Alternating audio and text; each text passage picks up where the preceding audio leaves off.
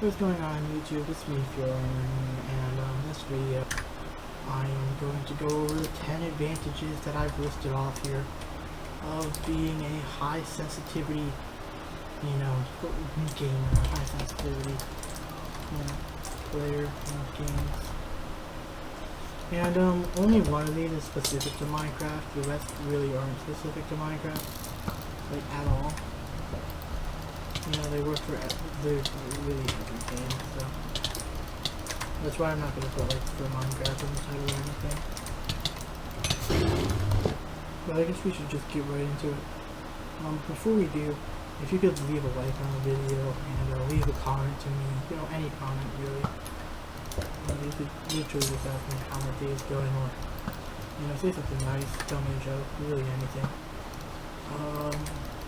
It really helps me out because YouTube sees video interaction of any kind as being, good, and they'll send me to more people's recommended. So if you could just leave a quick like and comment on the video.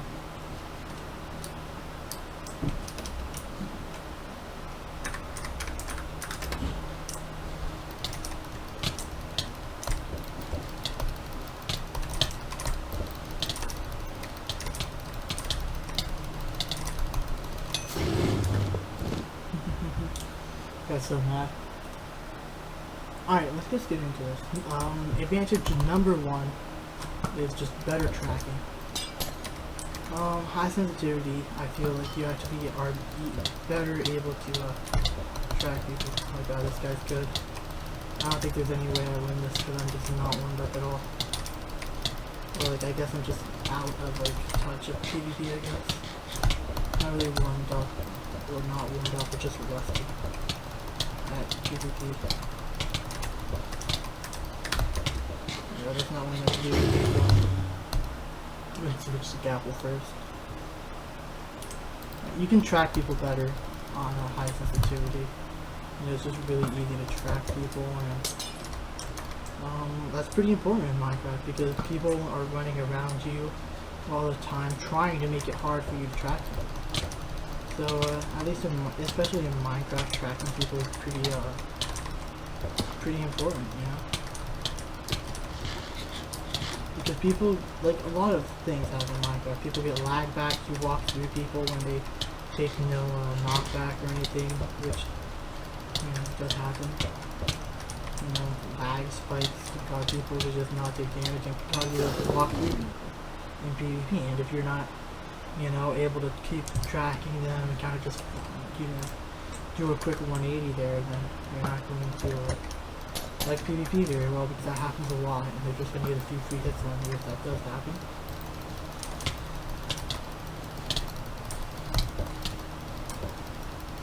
So that can make and break quite a few games for you. Like right there, I was able to just get like 4 free hits off on this guy. Here I just got like another 3 hit off, and then that hit led to a combo. But that just shows you how important being able to track people is. Really quickly, if he hit me first, then I wouldn't have been able to combo him.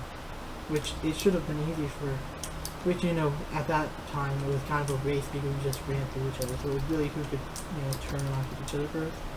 So my first 2 advantages are actually tracking and flicks, and I find like both of these just in general fall under like just the better aiming category. It's just easier to keep your crosshairs on people. Alright, but since that's 1 and 2, I guess it's time to go to the 3rd category. Those 2 are just so similar. All the points will basically just be the same. They're very similar. This guy has reach. There's no way he doesn't.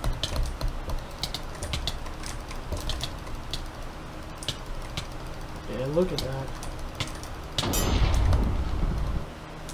That's just so obviously reach.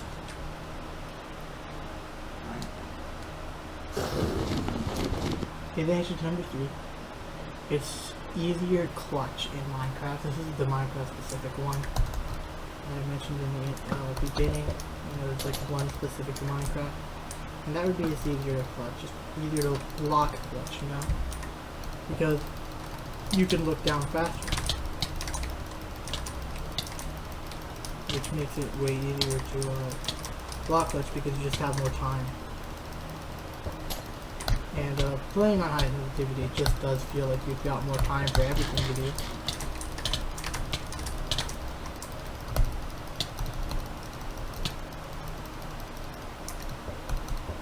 And you're not really ever struggling to keep up with your opponent at all. You always are doing the best. You always are attacking your opponent under high sensitivity. You can play longer. You can play the game longer. You can you won't get tired if you play on high sense. Like for me specifically, I guess I never get tired playing a game because my hand's just always in a resting position. You know, so my arm will just never be tired because it's just always in a resting position.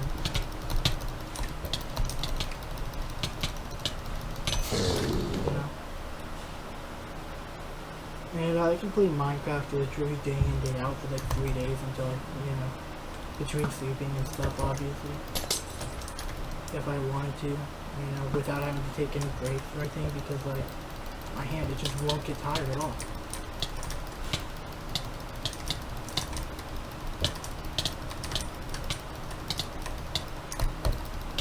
I mean, I've never had that long of a binge.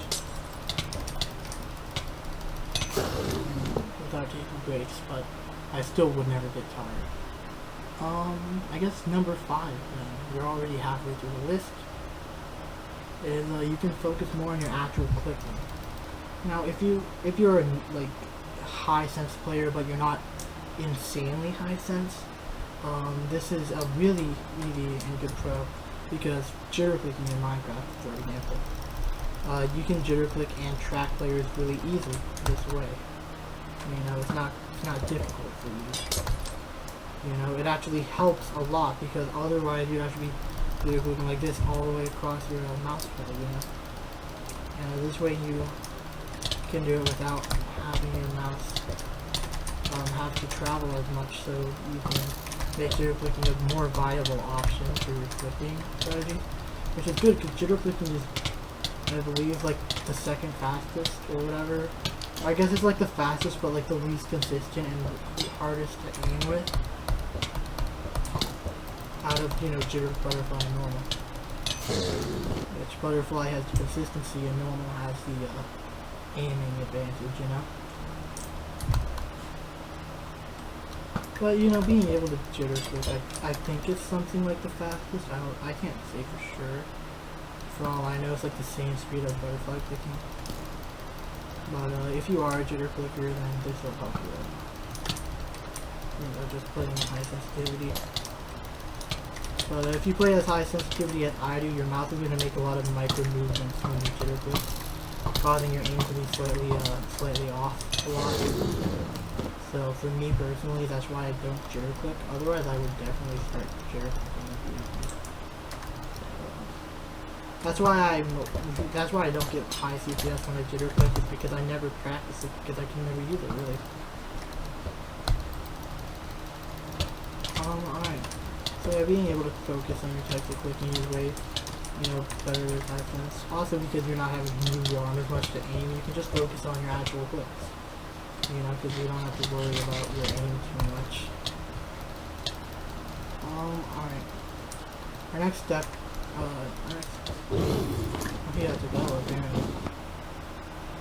our next point is that you're not restricted to light mice. You know, you can use heavy mice that are good. And this is actually a pretty good advantage, because a lot of people skip out on mice just because it's a bit heavier than they like, because they want light mice to be able to track people and stuff better. And yeah, so this way you can play on, you know, better mice that just happen to weigh a bit more. For me, specifically, like my mouse weighs 92 grams, which is, like, in mouse standards is high. Like, you know, just in terms of weight, it's a high amount of weight. It's pretty heavy. But for me, it doesn't make a difference, and for me, I couldn't care less about mice weight because it doesn't affect me at all because I play a high sense.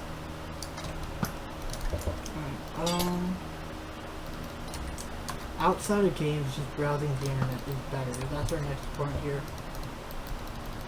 So yeah, when you're browsing the internet, maybe watching some YouTube, basically, you know, whatever you do on the internet, browse Reddit, I don't know. Probably watch YouTube, seeing as watching a YouTube video right now. It's just way better for a browsing experience, and just menuing in general. When you play on high DPI, it's just better because you don't have to move your mouse like all the way across my mouse pad to hit back the game. You know, because my crosshair is all the way at the bottom automatically. So yeah, browsing is just better. Point 8, inventory, like switching stuff in your inventory is just faster when you play on high sense. For instance, if I have wood here and I need to catch a craft table and sticks, whatever, I don't play vanilla too much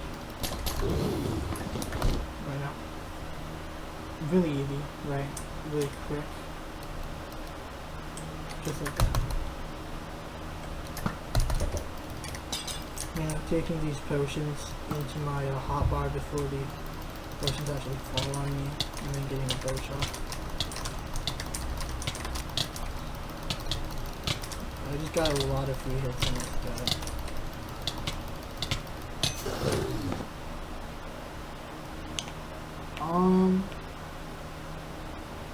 You have faster movements.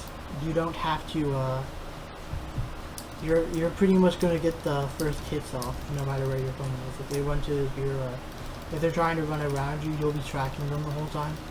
And they'll actually be constantly like resetting their mouse and stuff, you know, to keep circling you and to keep their crosshairs on you, basically. But, you know, if you play high sense, that's not a problem for you, because you don't have to, like, do that. You know, you can keep your crosshairs on your opponent way better than they can keep their crosshairs on you. That brings us into, like, the 10th point, I guess, is you don't have to, like, reset your mouse at all. You know, you don't have to lift it up from, say, like, if I was PvPing, I'll do this as a demonstration. I'll keep my mouse, like, here, at the very side of my mouse pad. Pretty uncomfortable for me, this is pretty close to me. Not the most uncomfortable. And I'll PvP this guy just like this.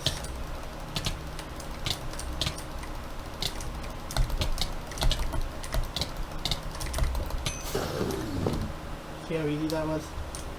Alright. Normally, if I was high sense, I'd have to reset my mouse position to be like in the center of my mouse pad like this, which is kind of also uncomfortable for me.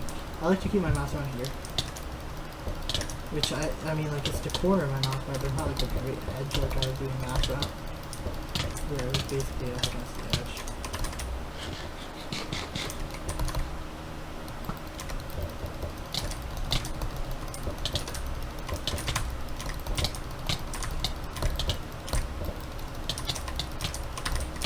What? This guy just does way more damage to me than I do to him. What's this hit? Like, we literally hit trade and he just does more damage. And then now was his first combo, but he did double my health. What? What? What's that? I guess this is the end of the video. I guess we've already gone over all the points. I do have disadvantages, but I'm saving up for a different video. So yeah, this has been फ़idēō.